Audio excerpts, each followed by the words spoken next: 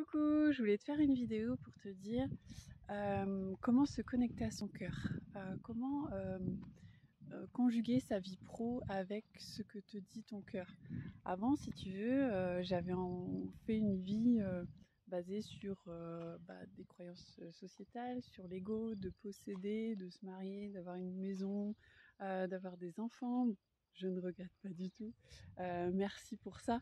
Aujourd'hui, je vois la vie complètement différemment parce que j'ai eu des expériences qui m'ont amené à remettre tout en question. J'ai perdu, j'ai divorcé, j'ai changé de maison, j'ai changé de vie en fait.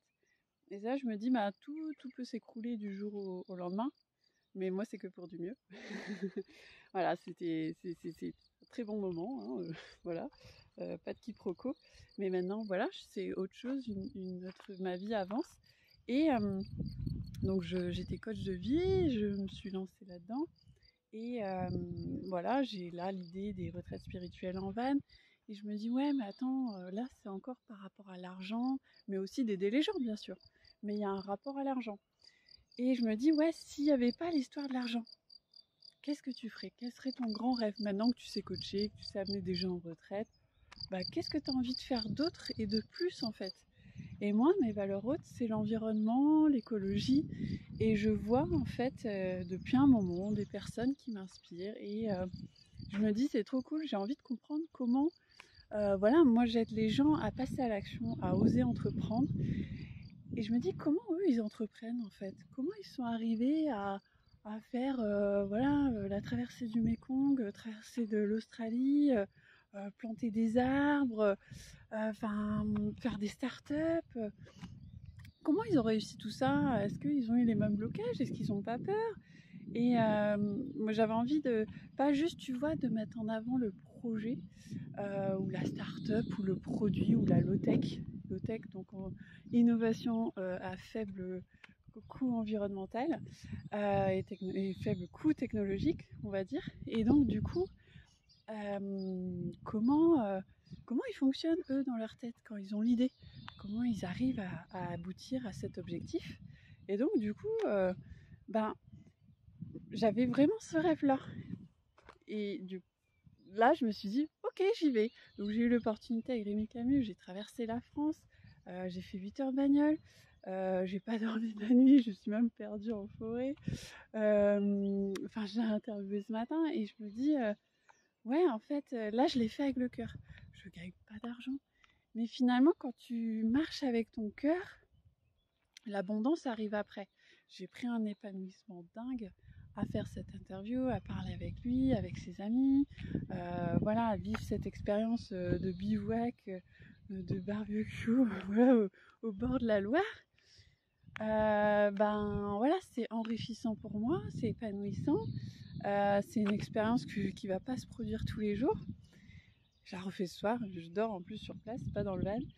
On verra bien. Et donc du coup, pour te dire que Rémi m'a dit, ouais mais attends là, tes tripes, tu peux les sponsoriser, tu peux faire partager. En fait, lui, il m'a dit, moi, ce qui est important, c'est la communication.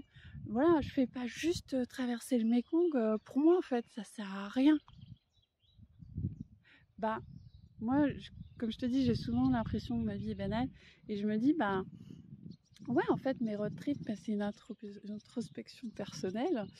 Il se passe des choses. Moi, je vous montre beaucoup de hauts, mais il y a aussi des bas. Il y a des mauvaises expériences que je partage pas forcément. Et là, je me dis, ouais, en fait, c'est pas juste interviewer des gens. Voilà, c'est créer un engouement par rapport à ça. Il y a d'autres moyens alternatifs de financer ses tripes et de gagner son argent. Mais je les connaissais pas parce que je les ai pas vécus. Et j'ai donc parlé avec un expert qui lui, voilà, il crée ses envies et puis après il contacte des gens directement et ça fonctionne en fait. Donc ouais, en fait, c'est de parler avec son cœur, comme moi je lui ai parlé avec mon cœur quand je lui ai dit, voilà, j'aimerais bien t'interroger parce que j'ai un grand rêve de mettre les gens en lumière. Et voilà, on partage des mêmes valeurs aussi. Donc du coup, ça nous permet de comprendre en fait et d'avoir des opportunités. C'était pas lié à un partenariat, un contrat, un business, mais voilà, pour te dire que lui, j'ai une guêpe, lui il fonctionne comme ça et donc j'ai envie de te dire, tu peux te dire voilà, faut que je fasse tel métier pour gagner de l'argent, l'argent, mais finalement s'il n'y avait pas l'argent, tu ferais quoi? Et ben peut-être que tu partirais à l'autre bout du monde et puis tu rencontrerais, je sais pas, ta chérie ou voilà, et puis peut-être que tu vivrais des expériences de dingue et ça te permettrait peut-être aussi bah voilà de photographier ses tripes, j'en sais rien. Il peut se passer plein de choses, des opportunités de tomber sur les bonnes personnes au bon moment. Mais si tu fais pas le premier pas, le pas du cœur, en fait, ce que ton cœur te dit de se reconnecter à son cœur, et ben le mental va t'auto-saboter. Il aurait pu m'auto-saboter direct quand il m'a envoyé le message. Il aurait pu m'auto-saboter avant de partir. Il m'aurait pu m'auto-saboter quand je suis arrivée. Oui, je les ai entendues, ces peurs. Mais je me suis dit, bah non, tout est ouvert, bah vas-y quoi, t'as quelque chose à vivre. Pas seulement une interview, mais bien plus que ça en fait. Et il n'y a pas de hasard dans la vie, et c'est pour ça qu'on rencontre des gens avec des expériences positives et négatives. On en retire toujours du positif, non du négatif. Donc voilà, de faire les choses avec son cœur pour trouver cet alignement, cette mission de vie. Voilà, c'est ce que je te souhaite.